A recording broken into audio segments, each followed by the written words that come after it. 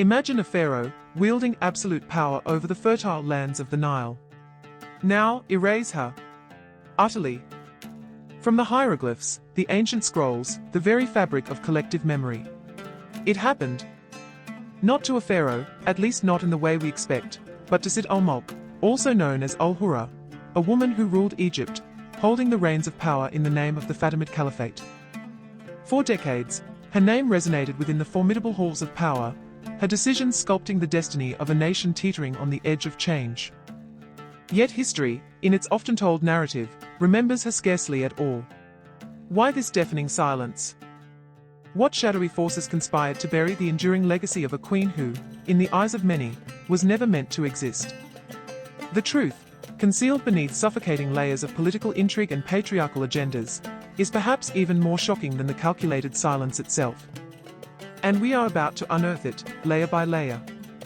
As we unravel Sitt al-Mulk's extraordinary story, what are your initial thoughts on how history could so easily forget her? Subscribe to this documentary channel for more hidden truths, and share your insights in the comments below. Even before the Mamluks, Egypt knew powerful women. Few, however, wielded influence as directly as Sitt al-Mulk. To understand her ascent, we must first grasp the turbulent world of the Fatimid Caliphate she inhabited, a Shia Ismaili dynasty that ruled Egypt with an iron fist. Imagine shifting alliances, religious fervor, and ruthless ambition, a landscape where caliphs proclaimed their own divinity, challenging the very foundations of Islam. This was the Egypt of al-Hakim bi-Amr Allah, the eccentric and increasingly tyrannical brother of Sitt al-Mulk. Born around 970 AD, Sitt al-Mulk witnessed firsthand her brother's reign. Al-Hakim's rule was marked by increasingly erratic behavior, including the banning of certain foods and the persecution of religious minorities. Then, in 1021, al-Hakim mysteriously vanished. While his disappearance remains shrouded in mystery, many historical accounts suggest assassination. Whispers erupted divine intervention, a political coup, or something far more sinister. In a move that stunned the court, Sitt al-Mulk seized the reins of power, declaring herself regent for her young nephew, al-Zahir. But what truly shocked the populace were the rumors surrounding al-Hakim's disappearance, whispers that Sitt al-Mulk herself orchestrated his assassination, deeming it a necessary act to save the Fatimid Caliphate from his destructive whims. Imagine the audacity. Her first act as regent sent ripples throughout the land. She systematically dismantled al-Hakim's oppressive decrees, restoring religious freedoms to Christians and Jews, a sharp departure from her brother's policies. This single act solidified her position and garnered widespread support. But her shrewdness extended far beyond domestic policy.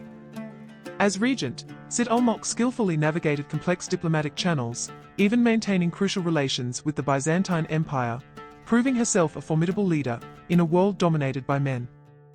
Contemporary chroniclers like al-Musabahir lauded her intelligence and administrative prowess, hailing her as the restorer of justice and order. Was this the mark of a true ruler, or a desperate act of familial betrayal shrouded in political necessity? The question lingers, unanswered by the surviving records. Whatever the truth, the chronicles paint a curious picture. Sitt al-Mulk's monumental influence begins to subtly, then starkly, fade. Consider Ibn al-Athi, writing in 1233, a century after Sitt al-Mulk's death. He dutifully records her passing, yet dedicates significantly more ink to the demise of figures possessing a fraction of her power. A king's scribe warrants a mention, while the woman who ruled Egypt is relegated to a footnote. This discrepancy speaks volumes. This pattern persists, a quiet hum of historical revisionism. Al-Makrizi, a 14th century Mamluk historian, acknowledges her regency, writing about al-Zahir's youth, subtly undermining her role by implying it was a necessity due to al-Zahir's age. The implication hangs heavy. Her power was a symptom of instability, not a testament to her strength. Even when acknowledging her successes, there seems to be minimization. The suppression of a revolt in Syria, a crucial victory securing her reign, is attributed solely to the military commander Anushtakin al-Dasbari, conveniently omitting Sitt al-Mulk's strategic oversight and authorization of the entire campaign. Was this an honest oversight, or a calculated move to diminish her stature? The evidence suggests a deliberate downplaying of her role. Perhaps the most telling evidence lies in what doesn't exist: no contemporary biographies, no dedicated historical treatises sing her praises, unlike countless male rulers of the era. Her story is fragmented, embedded within the narratives of her brothers, a queen perpetually in their shadow. Furthermore, while evidence suggests she directly influenced the appointments of religious officials, later accounts conveniently omit or downplay this, erasing her from the sacred domain of men. Then there's the rumor, appearing in later chronicles like Ibn Khaldun's, a romantic entanglement with a slave. Given Ibn Khaldun's distance from the events and the sensitivity of the topic, this rumor's reliability is questionable. Was this character assassination a posthumous attempt to discredit a woman who dared to wield power in a man's world? Until recently, modern historians, too, often relegated Sitt al-Mulk to mere sentences within broader narratives, perpetuating a historical neglect that demands closer scrutiny. An accidental oversight, or a carefully constructed erasure, echoing through the ages. The question echoes through the ages. An accidental oversight, or a carefully constructed erasure, a calculated act of historical violence. Patriarchy, without question, cast a long, suffocating shadow. The Mamluk system, while grudgingly allowing for female agency in certain spheres, fundamentally privileged male authority. Calawun's endowment deed of 1284, a cornerstone of Mamluk society, explicitly barred women from key administrative roles. This highlights the broader context of legal limitations placed on women's power, even though it doesn't directly prove a causal link to Sitt al-Mulk's erasure centuries earlier. This was not merely tradition, it was codified exclusion, a deliberate act of dispossession. Consider the historians. Ibn Taghriburdi, a chronicler of the Mamluk era, meticulously detailed the reigns of male sultans, yet offered only fleeting glimpses of powerful women, a damning reflection of the ingrained biases of his time. Was this simple oversight, or a deliberate downplaying of their undeniable influence? A calculated act of intellectual theft. The strife that erupted after Sultan al-Ashraf Khalil's death in 1293 serves as a stark reminder of the inherent instability of the Mamluk Sultanate. A female ruler, perceived as weaker, would have faced relentless challenges from ambitious emirs, eager to seize power. Al-Makrizi documented numerous instances of emirs defying sultans. Imagine the unrestrained scale of resistance against a woman. The societal structures actively worked against the acceptance of female authority.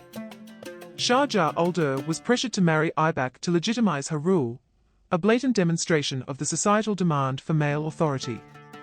The very concept of modesty, however interpreted, contributed to a climate where a woman wielding unchecked power was seen as a transgression, a violation of the established order.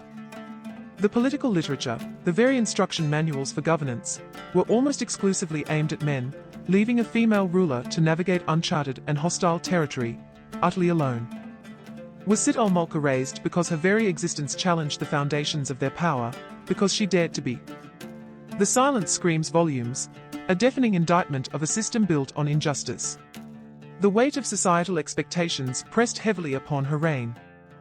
But did Sitt al-Mulk's bold actions ultimately plant the seeds of her own undoing?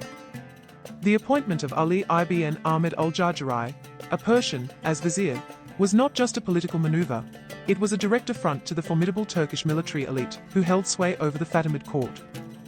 Picture the scene: resentment brewing, hushed whispers snaking through the corridors of power.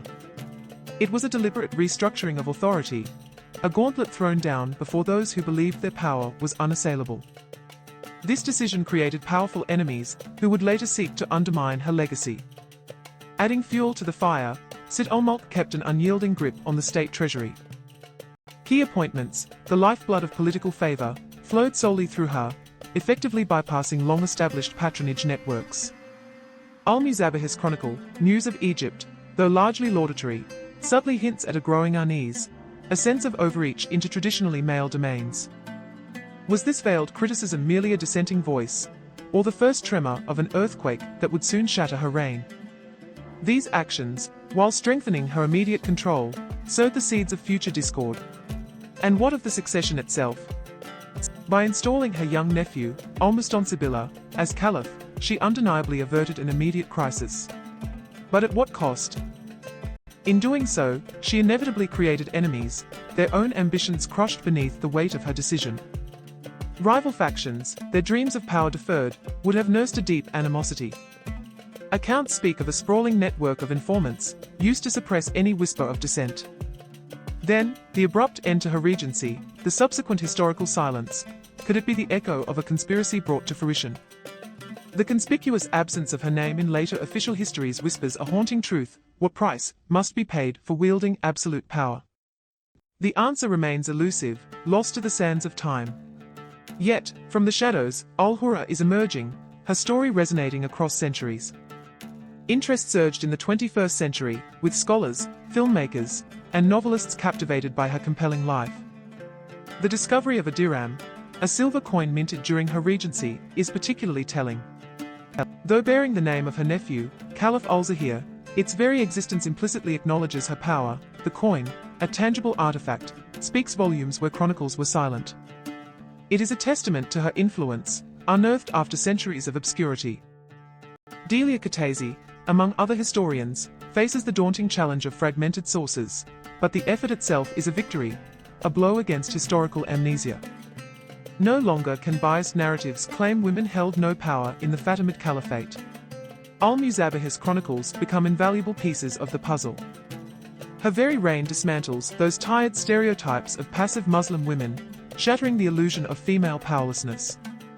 This rediscovery isn't just about correcting the record, it's about reclaiming a legacy of female leadership deliberately buried, a triumphant resurrection of a forgotten queen.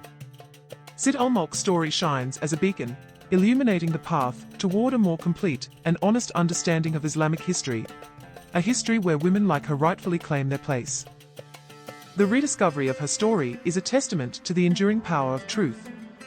Sitt al-Mulk's story underscores a crucial truth: history is not a static record, but a dynamic narrative shaped by those in power. Her remarkable reign, characterized by astute political maneuvering and a commitment to justice, was deliberately obscured by patriarchal forces seeking to maintain their dominance. By silencing her voice, they attempted to erase not only her accomplishments, but also the very possibility of female leadership. The rediscovery of Sitt al-Mulk is more than just a historical correction, it's a powerful act of resistance against the silences that have plagued our understanding of the past, a reminder that the fight for historical truth is a continuous and vital endeavor. Her story is a potent reminder of the fragility of historical memory and the importance of actively seeking out marginalized voices. Now that you've journeyed through the deliberate erasure of Sitt al-Mulk from Egyptian history, consider this: what responsibility do we have to actively challenge historical narratives that silence or diminish the contributions of women and other marginalized groups, ensuring their legacies are not forgotten, but celebrated and understood?